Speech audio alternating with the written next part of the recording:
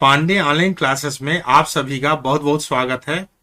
आज मैं प्रयास आवासीय विद्यालय में प्रवेश के लिए तैयारी कर रहे विद्यार्थियों के लिए विज्ञान विषय के प्रश्नों को लेकर आया हूं। इन प्रश्नों की तैयारी कर विद्यार्थी आसानी से प्रयास स्कूल में प्रवेश प्राप्त कर सकते हैं। मैं इसी प्रकार के सभी विषय के प्रश्नों को लेकर नियमित रूप से आता रहूंगा। इसके लिए आप मेरे YouTube चैनल को सब्सक्राइब कर लें। आप लोगों के लिए आज का पहला प्रश्न है, मनुष्य के सुस्पष्ट दृष्टि की न्यूनतम दूरी कितनी होती है। इसका अर्थ है कि मनुष्य की आंख के कम से कम कितना दूरी पर कोई वस्तु हो तो वो स्पष्ट रूप से देख सके। इसके लिए 4 विकल्प हैं। ए 25 सेंटीमीटर, बी 50 सेंटीमीटर, सी 75 सेंटीमीटर और डी 100 सेंटीमीटर। इसका सही उत्तर होगा 25 सेंटीमीटर। इसका मतलब है कि अगर मनुष्य की आंख के सामने कम से कम 25 सेंटीमीटर की दूरी पर वस्तु रखें तभी वो साफ दिखाई देगा। अगर 25 सेंटीमीटर के नजदीक अगर कोई वस्तु को रखेंगे तब वह धुंधली दिखाई देगा।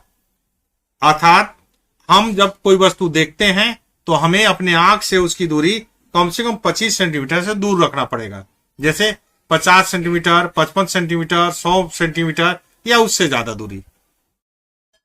अगला प्रश्न, पौधे की पत्तियों में पाए जाने वाला हरा वर्णक क्या कहलाता है।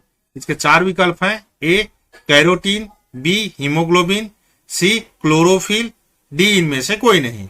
इसका सही उत्तर होगा सी क्लोरोफिल।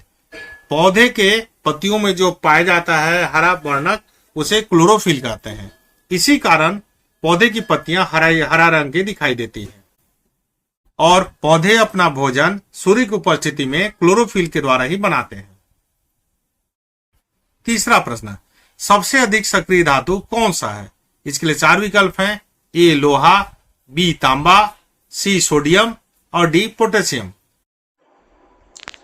इसका उत्तर होगा डी पोटेशियम। प्रश्न नंबर 4, आंख की आकृति कैसी होती है। इसके लिए 4 विकल्प हैं। ए लंबा, बी चपटा, सी गोलाकार, डी चौकोर। इसका सही उत्तर होगा गोलाकार। आंख को अगर हम देखें तो यह गोलाकार एक गेंद के आकार का होता है। प्रश्न नंबर 5, निम्नलिखित में से कौन सा धातु नहीं है। इसके लिए 4 विकल्प हैं। ए लोहा, बी तांबा, सी पीतल और डी सल्फर। तो इसको ध्यान से देखिए, इसमें प्रश्न पूछा गया है धातु कौन सा नहीं है। तो लोहा, तांबा और पीतल ये तीनों धातुएं हैं और सल्फर एक अधातु है। इसका उत्तर होगा डी सल्फर। प्रश्न नंबर 6, किसी पृष्ठ पर पड़ने वाली प्रकाश किरण को क्या कहते हैं। इसके लिए ए आपतित किरण, बी परावर्तित किरण, सी उपरोक्त दोनों और डी इनमें से कोई नहीं। इस प्रकार से विकल्प दिया हुआ है। इसका सही उत्तर होगा ए आपतित किरण। किसी भी पृष्ठ पर या किसी भी सतह पर जो प्रकाश किरण मिल पड़ती है उसे हम आपतित किरण कहते हैं तथा जो वापस टकरा कर चली जाती है उसे हम परावर्तित किरण करते हैं। तो यहां हमें पूछा गया है कि किसी पृष्ठ पर मतलब कोई सतह पर प्रकाश किरण जो पड़ती है उसे क्या कहते हैं। इसका सही उत्तर होगा ए आपतित किरण। अगला प्रश्न नंबर 7, पौधे अपना भोजन किसके द्वारा बनाते हैं। 4 विकल्प है। ए पत्तियों द्वारा, बी जड़ों द्वारा, सी फूलों द्वारा, डी तना द्वारा। इसका सही उत्तर होगा पत्तियों द्वारा। इसे हमें पिछले प्रश्न में बता चुका हूं कि पौधे अपना भोजन अपने पत्तियों में मौजूद क्लोरोफिल के द्वारा बनाते हैं। अर्थात पौधे अपना भोजन पत्तियों के द्वारा बनाते हैं। अगला प्रश्न है 8, निम्न में से धातु का गुण कौन सा है। इसके लिए 4 विकल्प हैं। ए कठोरता, बी चमकीला होना, सी ध्वनिकता, डी उपरोक्त सभी। तो इसका सही उत्तर होगा उपरोक्त सभी, डी। क्योंकि धातु कठोर भी होता है, चमकीला भी होता है और ध्वनिकता मतलब ध्वनि भी निकलती है। किसी धातु को अगर हम ठोकते हैं तो उससे एक निश्चित प्रकार की ध्वनि निकलती है। सभी प्रकार के धातुओं में अलग अलग ध्वनि निकलती है। इसलिए धातु के गुण तीनों प्रकार के होते हैं, कठोरता, चमकीला होना और ध्वनिकता। इसलिए इसका उत्तर होगा डी उपरोक्त सभी। प्रश्न नंबर 9, सूर्य का प्रकाश किस प्रकार का प्रकाश है। इसके लिए 4 विकल्प हैं ए श्वेत प्रकाश, बी अश्वेत प्रकाश, सी रंगीन प्रकाश, डी रंगहीन प्रकाश। इसका सही उत्तर होगा ए श्वेत प्रकाश।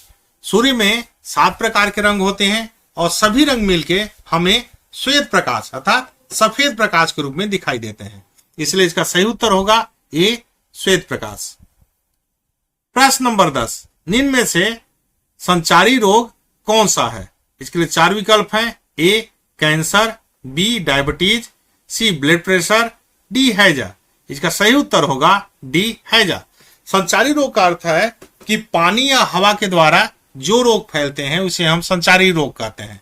तो इसमें से कैंसर, डायबिटीज और ब्लड प्रेशर ये हवा और पानी के द्वारा नहीं फैलते हैं, जबकि हैजा ये गंदे पानी या संक्रमित पानी और हवा के माध्यम से फैलता है, इसलिए संचारी रोग के अंतर्गत हैजा आएगा। प्रश्न नंबर 11, समतल दर्पण किसी वस्तु के कितने प्रतिबिंब बनाती है? इसके 4 विकल्प हैं ए प्रतिबिंब 1 प्रतिबिंब, बी 2 प्रतिबिंब, सी 3 प्रतिबिंब, डी 4 प्रतिबिंब। इसका उत्तर होगा 1 प्रतिबिंब। समतल दर्पण हमेशा 1 प्रतिबिंब और सीधा जैसा है वैसा ही प्रतिबिंब बनाता है। प्रतिबिंब मतलब उसकी परछाई, तो हमेशा समतल दर्पण एक ही प्रतिबिंब बनाएगा। प्रश्न नंबर 12, चावल से हमें क्या मिलता है? इसके लिए 4 विकल्प हैं ए प्रोटीन, बी विटामिन, सी कार्बोहाइड्रेट, डी इनमें से कोई नहीं। इसका उत्तर होगा सी कार्बोहाइड्रेट। चावल में सबसे ज्यादा मात्रा में कार्बोहाइड्रेट होता है, इसलिए हमें ऊर्जा प्राप्त करने के लिए चावल का सेवन करना पड़ता है, अर्थात चावल खाने से हमें कार्बोहाइड्रेट